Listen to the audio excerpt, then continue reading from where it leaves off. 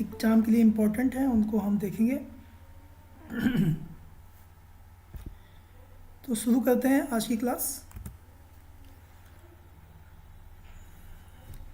अभी जो enforcement directorate है यानी प्रवर्तन निदेशालय, वो बहुत ही अधिक चर्चा में रहता है क्योंकि वो कई जगह जो विपक्ष के लोग हैं उनको छापे मारता है, उनको कार्रवाई करता है उनके ऊपर है। तो पश्चिम बंगाल में ये लोग गए थे, ईडी के लोग, छापा मारने के लिए। वहाँ पर इन पर हमला कर दिया गया और बहुत पिटाई की गई, इनकी गाड़ी वगैरह भी सब तोड़ दी गई। पश्चिम बंगाल के उत्तर 24 परगना ज़िले में तृणमूल कांग्रेस के नेता शेख शाहजहां के आवास पर शुक्रवार को छापा मारने गए ईडी के अधिकारियों पर भीड़ ने हमला कर दिया और उनके वाहनों में तोड़फोड़ की। ईडी के 3 अधिकारियों को गंभीर चोटें आईं, मोबाइल फ़ोन बटुआ सब जो है छीन छान लिया गया।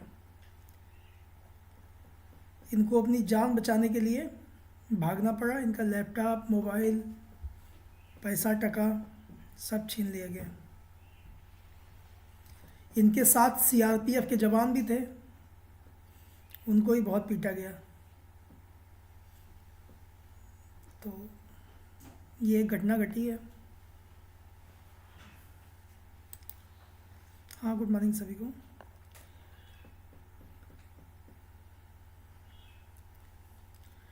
अभी आपको पता ही है कि जो उत्तरी अरब सागर है उसमें बहुत ही हंगामा चल रहा है। उसमें जो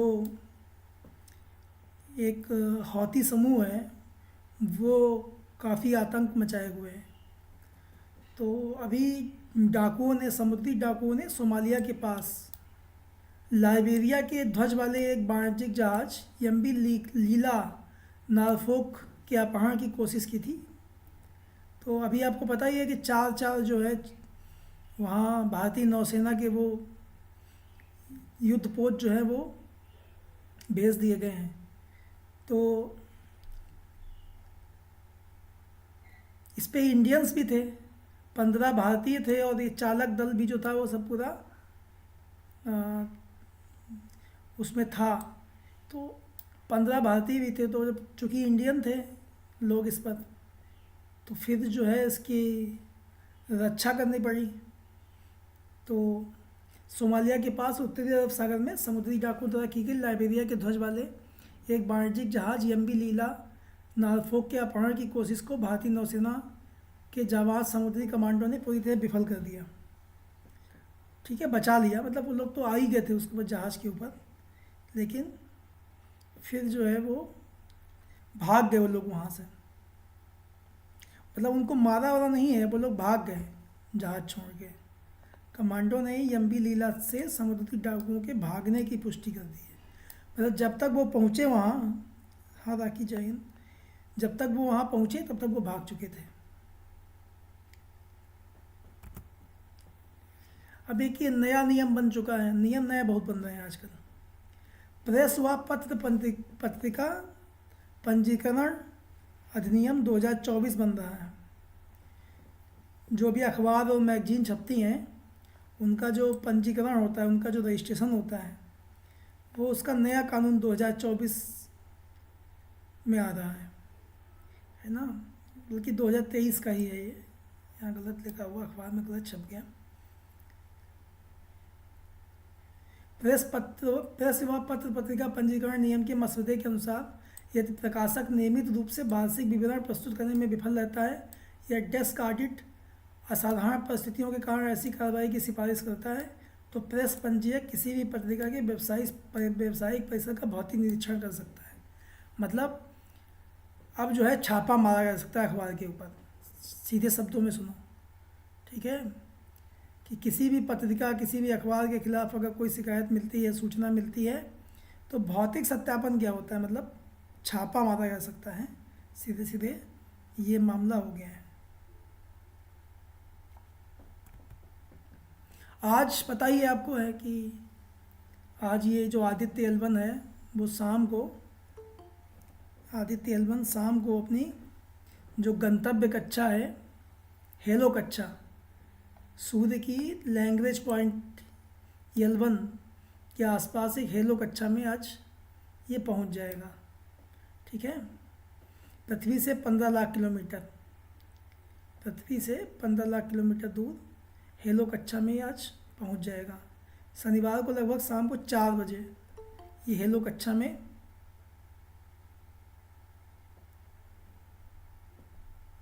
हम लोग पहुंच जाएंगे, ये संभावना है। ठीक है, लैंग्वेज पॉइंट कौन सा क्षेत्र होता है, ये भी इम्पोर्टेंट है। कई बार ये प्रतियोगी परीक्षाओं में पूछा जा सकता है कि लैंग्वेज पॉइंट कौन सा क्षेत्र है। लैंग्वेज पॉइंट वह क्षेत्र है जहाँ पृथ्वी और सूर्य के बीच गुरुत्वाकर्षण निष्क्रिय हो जाता है। लैंग्वेज पॉइंट वो पॉइंट है जहाँ पर पृथ्वी और सूर्य के बीच गुरुत्वाकर्षण निष्क्रिय हो जाता है। ठीक है, और हेलो कक्षा क्या है? हेलो कक्षा L1, L2, L3 language point में से किसी एक के पास आवधिक त्रिआयामी कक्षा है। ठीक है, L1 पॉइंट के चारों ओर हेलो कक्षा में उपग्रह से सूर्य को लगातार देखा जा सकता है। इससे वास्तविक समय में सौर गतिविधियों और अंतरिक्ष मौसम पर इसके प्रभाव का अवलोकन करने में अधिक लाभ मिलेगा। अगर हम ऐसा नहीं कर पाए तो सूर्य की ओर ही अपनी यात्रा जारी रखेगा। तो देखते हैं आज क्या होता है। ठीक है, सब लोग प्रार्थना करो कि देश का पैसा लगा हुआ है तो ये कम से कम जो है सफल हो जाए, पैसा ना खराब हो। अयोध्या हवाई अड्डे को अंतर्राष्ट्रीय हवाई अड्डे का दर्जा मिल गया। ठीक है, अभी ये महर्षि वाल्मीकि नाम रखा गया है इसका, बताए थे आपको। आज स्पेलिंग मिस्टेक बहुत अखबार में है, बहुत जल्दी जल्दी अखबार छपा गया हमें लगता है। महर्षि वाल्मीकि अंतर्राष्ट्रीय हवाई अड्डा। ठीक है, अभी देख रहे हैं कितनी आज स्पेलिंग मिस्टेक है। अयोध्या धाम को अंतर्राष्ट्रीय हवाई अड्डे का दर्जा मिल गया है ना। मंत्रिमंडल ने फैसला किया, केंद्रीय मंत्रिमंडल ने पृथ्वी योजना के लिए 4,797 करोड़ रुपए जो है वो मंजूर किए गए हैं। क्या होगा इन योजनाओं में? जलवायु अनुसंधान, प्रारूप निरीक्षण प्रणाली और सेवाएं, महासागर सेवाएं, प्रारूप अनुप्रयोग, संसाधन एवं प्रौद्योगिकी, ध्रुवीय विज्ञान और क्रायोस्फीयर अनुसंधान, भूकंप विज्ञान, भू विज्ञान और अनुसंधान, शिक्षा, प्रशिक्षण और आउटरीच, ये सभी क्या होंगे? ये सभी इसमें देखे जाएंगे। केंद्रीय मंत्रिमंडल ने हाइड्रोकार्बन क्षेत्र में भी सहयोग के बारे में पेट्रोलियम और प्राकृतिक गैस मंत्रालय, भारत सरकार और प्राकृतिक संसाधन मंत्रालय, गुयाना गणराज्य के बीच समझौता ज्ञापन पर हस्ताक्षर करने को भी स्वीकृति दी है गुयाना देश के साथ। केंद्रीय मंत्रिमंडल जो है वो अभी जो समझौता हुआ है, आप लोगों को पता है COP28 दुबई में हुआ था, है ना। COP28 दुबई में हुआ था। तो जो COP28 दुबई में हुआ था उसमें हम लोगों ने जीरो कार्बन करने का एक वहाँ समझौता भी हुआ है। तो जीरो कार्बन पे भी हम लोग काम करेंगे। रेलवे काम शुरू कर देगा पहले। बिहार में एक जबरिया विवाह होता है तो सुप्रीम कोर्ट, ठीक है, सुप्रीम कोर्ट ने जो है पटना हाई कोर्ट का एक फैसला था जिसमें जबरिया विवाह को जो है रद्द कर दिया गया था। तो हाँ, सभी को गुड मॉर्निंग तो है ही सुबह से। तो पटना हाई कोर्ट ने जबरिया विवाह को रद्द कर दिया था। सुप्रीम कोर्ट ने कहा कि अब चूँकि 7 फेरे हो चुके हैं, 7 फेरे हो चुके हैं तो विवाह रद्द नहीं हो सकता। ठीक है, चाहे वो ज़बरदस्ती क्यों ने 7 फेरे ले लिए हों। तो ये बिहार में घटनाएं होती हैं, लेकिन सुप्रीम कोर्ट ने कहा नहीं, 7 फेरे हो चुके हैं तो विवाह जो है वो रद्द नहीं होगा। अगर एक भी फेरा कम था, अगर 7 सप्तपदी पूरी नहीं हुई है तो विवाह जो है वो नहीं माना जाएगा।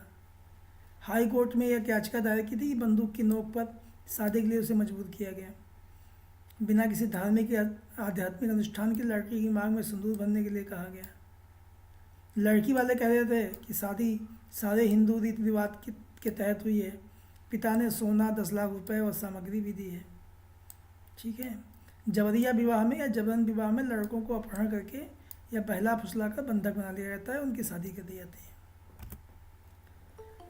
एक नया प्रोजेक्ट शुरू हुआ है, no past prepare for the future, project मारुत।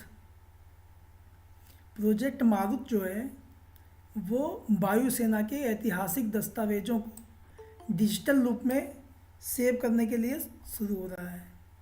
ठीक है, प्रोजेक्ट मारुत जो है वो know the past prepare for future. आज़ादी के पूर्व 8 अक्टूबर 1932 को ब्रिटिश साम्राज्य की सुरक्षा के लिए गठित की गई रॉयल इंडियन एयरफोर्स, पहले इंडियन का एयरफोर्स का नाम क्या था, रॉयल इंडियन एयरफोर्स, आज़ाद भारत की आज की वायुसेना है। मतलब आज की जो वायुसेना है उसका नाम पहले था रॉयल इंडियन एयरफोर्स। और इसके जो इतिहास में जो है कई रोचक दस्तावेज, चित्र, नक्शे, सैन्य अभियान है। तो इन सबको डिजिटल रूप में जो सहेजने का प्रोजेक्ट है उसे नाम रखा गया है प्रोजेक्ट मारुत। ठीक है, प्रोजेक्ट मारुत जो है वो इसी का नाम रखा गया है। और कहा गया है कि कोई रिटायर्ड अधिकारी वगैरह हो वायुसेना के, उनके पास ऐसी कोई जानकारी हो, फोटो हो, कुछ भी हो, तो वो इस पे भेजें मेल पे। यहाँ भी स्पेलिंग देखो गलत लिख दी है। क्या हो गया अखबारों को, जीमेल की स्पेलिंग गलत लिखी है तो गलत भेज देगा आदमी।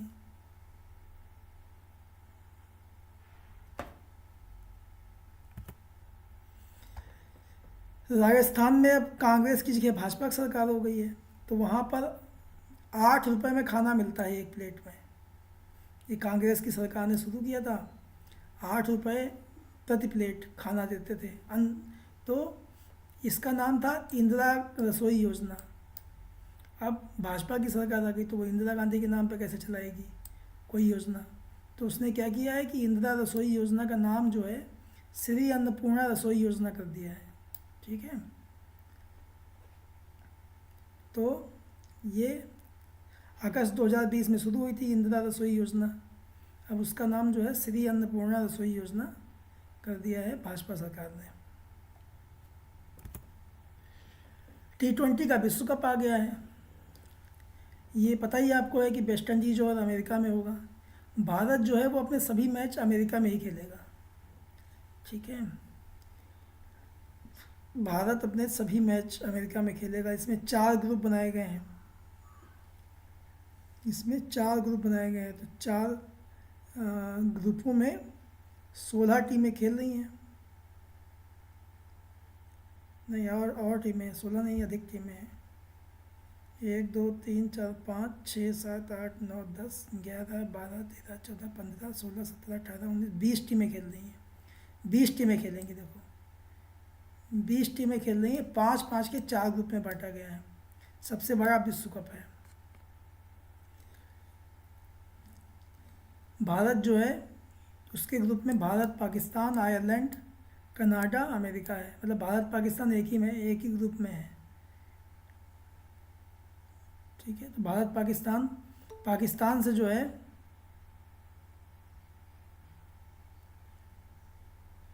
अमेरिका और भारत का भी मुकाबला होगा। तो लिख के आएगा, हेडिंग बनेगी भारत ने अमेरिका को हराया।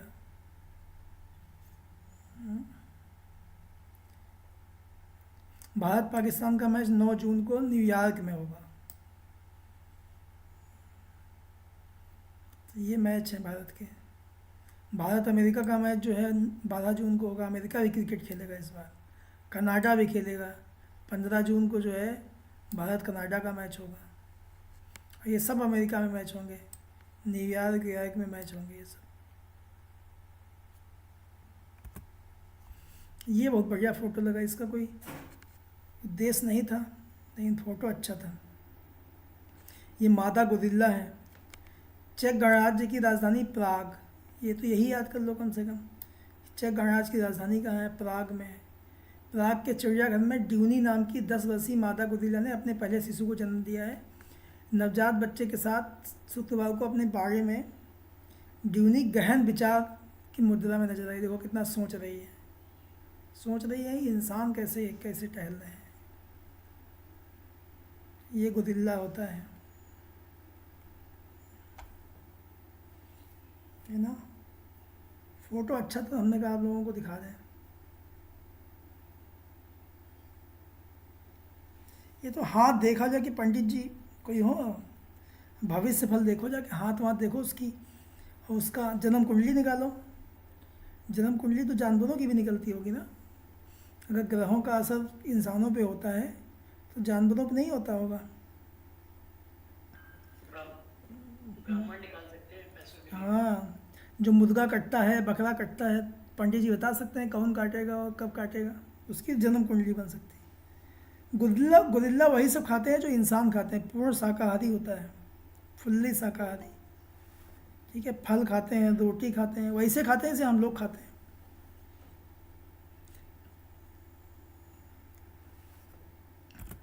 चलिए अब आज क्वेश्चन भी करते हैं हम लोग। ठीक है, यही यही सब क्वेश्चन आएंगे जो हम लोग करवा रहे हैं। जापानी वैज्ञानिकों ने अंतर्राष्ट्रीय अंतरिक्ष स्टेशन पर किस प्रजाति के भ्रूण का उत्पादन करने में सफलता प्राप्त की है? ठीक है, किसका जो भ्रूण है वो डेवलपमेंट कर लिया वहाँ पर। छिपकली, चूहा, खरगोश, सांप।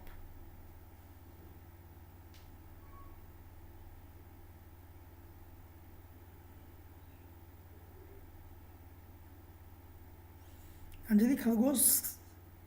खरगोश आंसर हो सकता है।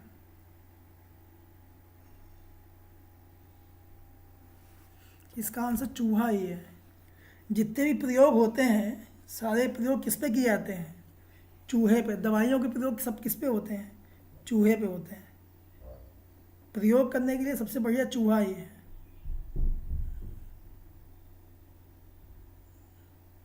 है ना? चूहे पर ही सारे प्रयोग किए जाते हैं। छिपकली कौन पालेगा वहाँ? खरगोश का मतलब ही नहीं है, बहुत बड़ा है। सांप पालने का बिल्कुल मतलब नहीं है, अपनी मौत कौन पालेगा वहाँ? चूहा जो है वो प्रयोग में आएगा। कुछ भी खिलाना है चूहे खिला के देख लेंगे खाने लायक है कि नहीं है। चूहा हजम कर गया तो हम लोग भी प्रयास करेंगे। कोविड वैक्सीन बनी थी उस पर का भी चूहे पर ही प्रयोग किया गया था सबसे पहले। चलो ये बताओ, किस भारतीय अभिनेता को भारत के चुनाव आयोग के लिए मतदाता जागरूकता के लिए राष्ट्रीय आइकन के रूप में मान्यता दी गई है? रणवीर सिंह, राजकुमार राव, विद्या बालन या रजनीकांत?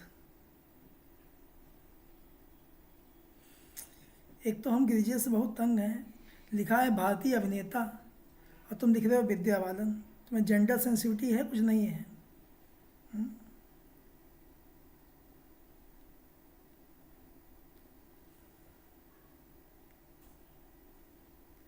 निर्वाचन आयोग मतदाता जागरूकता के लिए राष्ट्रीय आइकन, दो लोग हैं ठीक है, एक हीरो है एक खिलाड़ी है। खिलाड़ी कौन है? चलो खिलाड़ी बताओ, चलो बिना ऑप्शन के बताओ, कौन से प्लेयर को बनाया गया है? चलो, सचिन को। और किसी को कोई आंसर है?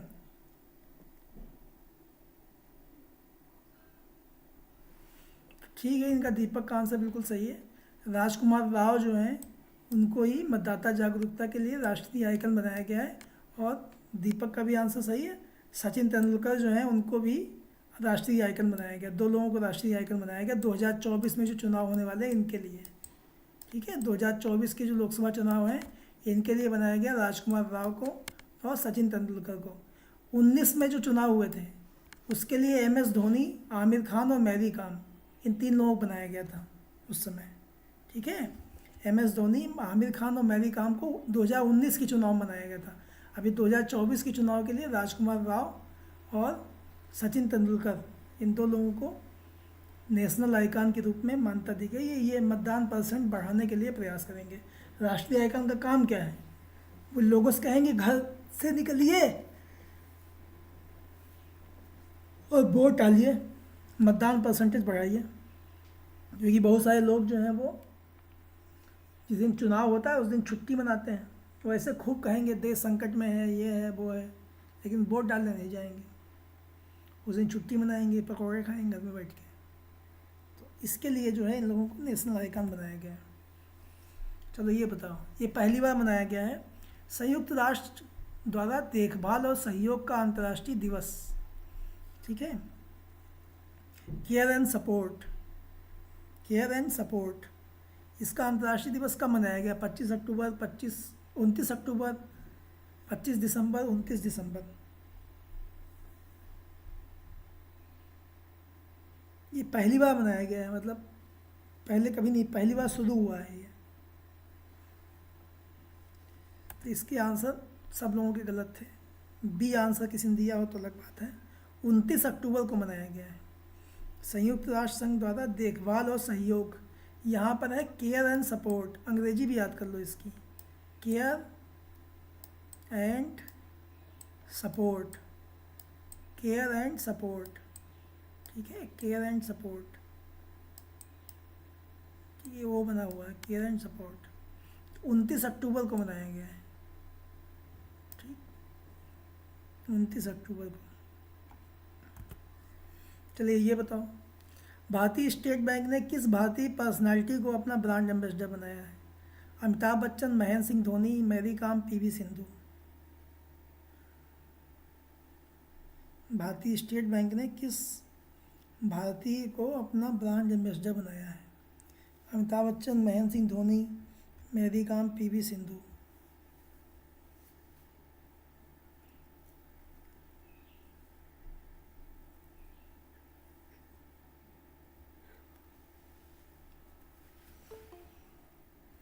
तो इसका आंसर जिन लोगों ने बी दिया है बिल्कुल ठीक है।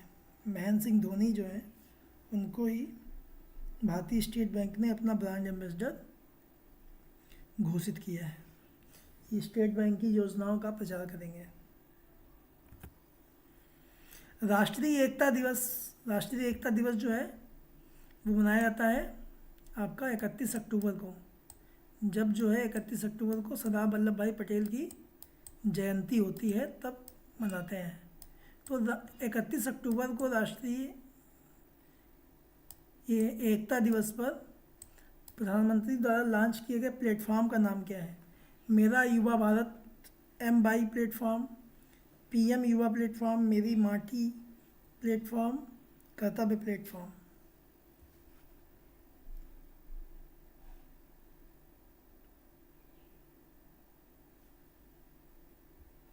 लोग सी आंसर दे रहे हैं।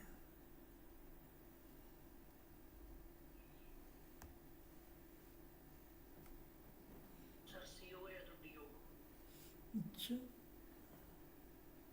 और कोई नहीं हो सकता? सर युवा प्लेटफॉर्म। देखो पल्लवी नहीं ये बोल रहा है।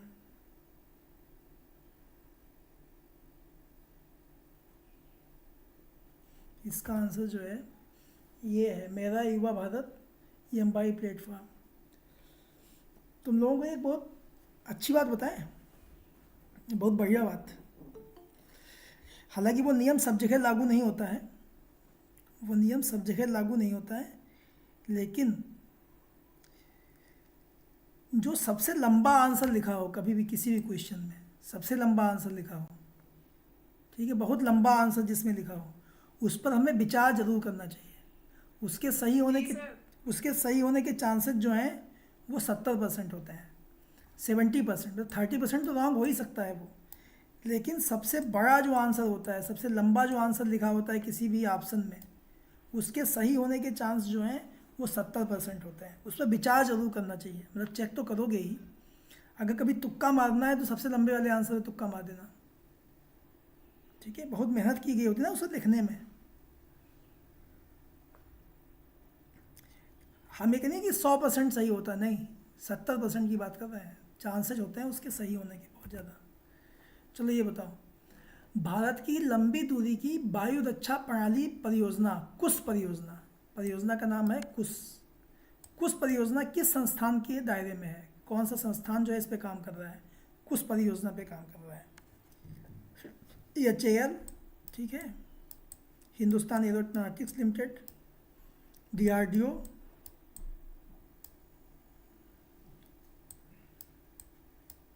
Defence research and development Organisation, L&T, Larsen and टर्बो, या भेल?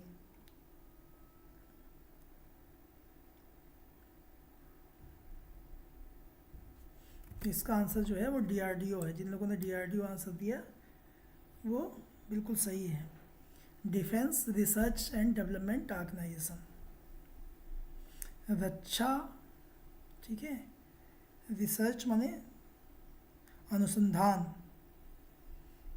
डेवलपमेंट माने विकास, ऑर्गेनाइजेशन माने संगठन, रक्षा अनुसंधान एवं विकास संगठन, DRDO।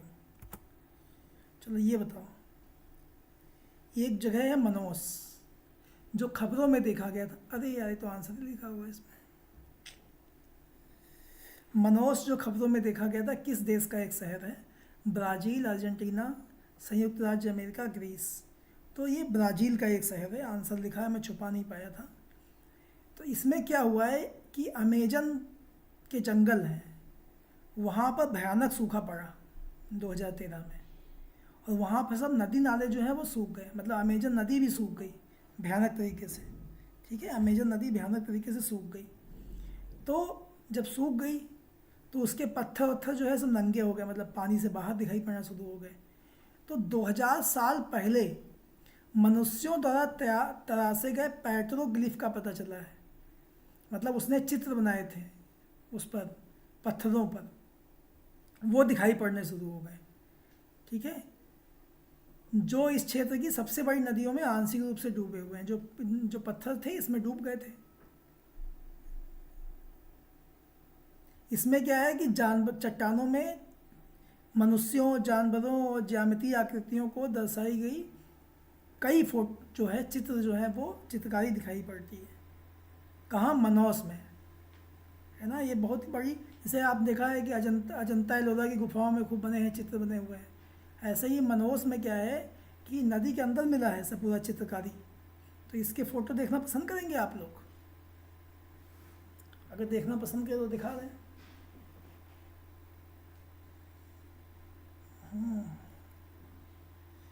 तो देख लो कैसे लग रहे हैं। जैसे भूत। भूत है। ये देखो, ये सब मिले हैं, ये सब चित्र बनाए गए थे, पहले लोग चित्रकारी किए हैं इसी में, काट काट के पत्थरों को, है ना। खाली होते थे, खाने पीने कमी थी नहीं, क्या काम करें, तो यही सब चित्र बनाया करते थे। देखो एक और देखो, ये देखो, ये बने हुए हैं। ठीक है, ये देखिए चित्र बने हुए हैं। ये सब पत्थर जो है पहले पानी के अंदर थे, अब क्या हुआ कि ये सभी पत्थर क्या हो गए, जब वहाँ सूखा पड़ा तो नदियाँ सूख गई, अमेजन नदी सूख गई, और फिर ये पत्थर सब बाहर दिखाई पड़ने शुरू हो गए। तो यहाँ पर लोग जो है वो ये कौन सा शहर है? मनोस। मनोस कहाँ है? ब्राज़ील में है। ठीक है, बहुत ही सुंदर शहर है ब्राज़ील का, मनोस, मनोज लिख दिया, मनोस। ठीक है, तो ये मनोस शहर में पाया गया है, मनोस शहर के पास में पाया गया है। कुल मिलाकर ये आज का पूरा करंट अफेयर्स था। उम्मीद है कि आपका जो ज्ञान है वो कुछ ना कुछ बढ़ा होगा। कुछ लोग क्लास में देर में आए थे तो वो लोग जो है वो वीडियो देख लेंगे, और 9 बजे क्लास चलती है, 9 बजे आप लोग आ जाया करो। शिक्षक छात्रों का इंतज़ार करेंगे, ठीक नहीं लगता, है ना। इंतज़ार जो है वो छात्रों को करना चाहिए। अब सूरज कुमार 9:30 बजे ज्वाइन कर रहे हैं। 9:30 बजे ज्वाइन करने का क्या मतलब है बताओ? 9 बजे क्लास है, ध्यान रखो, अलार्म लगा लो सब लोग। ठीक है, तो इसी के साथ जो है करंट अफेयर्स की क्लास यहीं पर समाप्त होती है, और अगली क्लास जो है वो 10:30 बजे